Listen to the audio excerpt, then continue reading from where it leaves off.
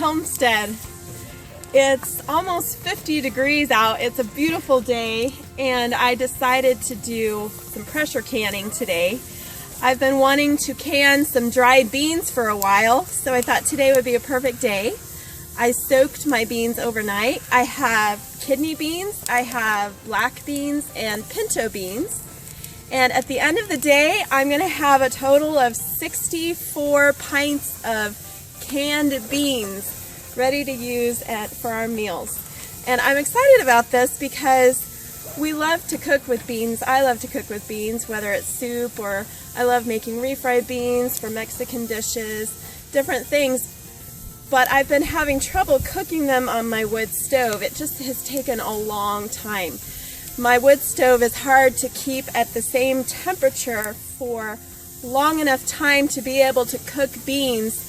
You need probably about 6 hours of a regular, even temperature, low temperature, to be able to cook beans consistently for that period of time. You want a low simmer basically on your stove to be able to cook beans long enough to be tender to eat them. And I tried them once on our wood stove, and after all day they were still crunchy. And so today I'm decided to pressure can a bunch of jars of beans to be ready to open. And this is the first time I've done this, and I'm excited because I will have a lot of beans when I'm done. I don't have to worry about cooking beans for a long time. So in my pressure canner here I have a batch of kidney, I have a batch of black beans, and then this afternoon I'm going to do another double batch of pinto beans to be ready for things like refried beans, Mexican dishes. We love things like that. So you see my steady stream of steam coming out right here, and this has been venting for almost 10 minutes.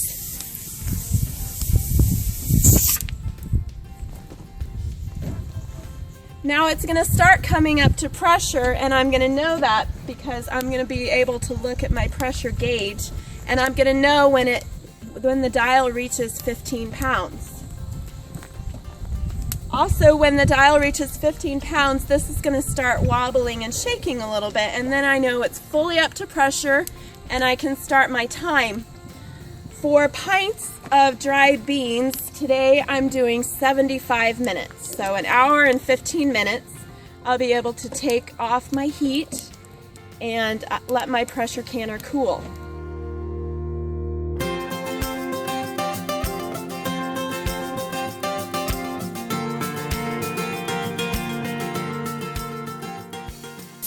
Behind me, my pressure cooker is going. I have my second batch of beans in, so I'm halfway done for the day.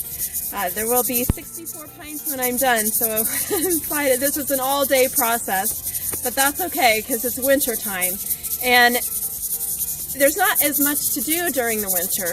You know, winter time is definitely the time that is not focused on food preparation. You know, in the spring we have getting ready, planting the garden, doing all that is required for the garden. In the summertime, you know, a lot of the tomatoes are coming in, cucumbers, things like that. So I'm canning tomatoes, I'm canning pickles, and anything else in the summer. The fall too is a busy time for bringing in the harvest. So winter time is a great time for canning a lot of beans. It's not the time that's focused on food preparation. So anything that can help me the rest of the year, I'm going to do in the winter time. So I'm canning beans for that reason. These beans will last throughout the year, I'm hoping. We'll see how quickly they go for the rest of the winter. I may do some more, we'll see, before the end of the winter. If you've ever cooked dry beans, you know that it can take a while. When I was in St. Louis and we had electricity, I used to put dry beans in a crock pot and they would cook all day, and that was a great way to cook beans. I could turn it on and leave it. When I'm cooking beans with a fire, I have to constantly go back, feed the fire, make sure that I have the right temperature, and I'm not normally feeding the fire all day to keep our house warm. Sometimes I'll let it die depending on the temperature during the day. So it takes a lot of wood fuel to feed a fire to be able to cook dry beans from dry to fully cooked. So that's why I'm pressure canning them, so it takes half the time and I can have a whole bunch of jars ready to pull off my pantry and use whenever I need them. No soaking, no cooking, they're all ready to eat.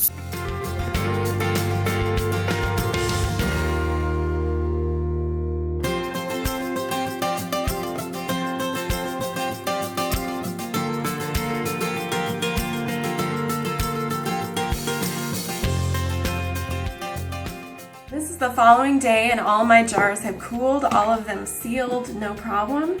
And I have all of them out here on the counter. The total I have is 63 regular pint jars. Now my canner holds 32 pints of regular size mouth jars when it's full. I did 2 batches, but I ended up with 63 because I had some jars that were a little bit bigger. I have some different size pint jars, and I guess, and this is the first time I've realized this, some of them are a little bit different size than others. This one right here is a Kerr jar. This one is a Walmart brand canning jar. And this one is just a slightly little bigger in the shoulders than this one is. So my canner was made for Kerr and Ball brands, and I didn't realize that the Walmart brand is just a little bit bigger. So anyway, that affected how many jars I could fit in my canner. So I ended up with 63 jars, which is still pretty good. So this literally was an all-day process, plus I soaked the beans the day before, but that didn't take too much time. I just had to weigh them and put them in pots with some water. So an all-day process, but this is what I have to pay for it, and I'm really excited that I can put these in my pantry. Well, thanks for watching. See you next time on the Homestead.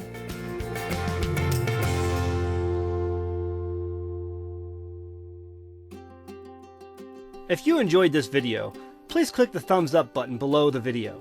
It really makes creating these videos worthwhile.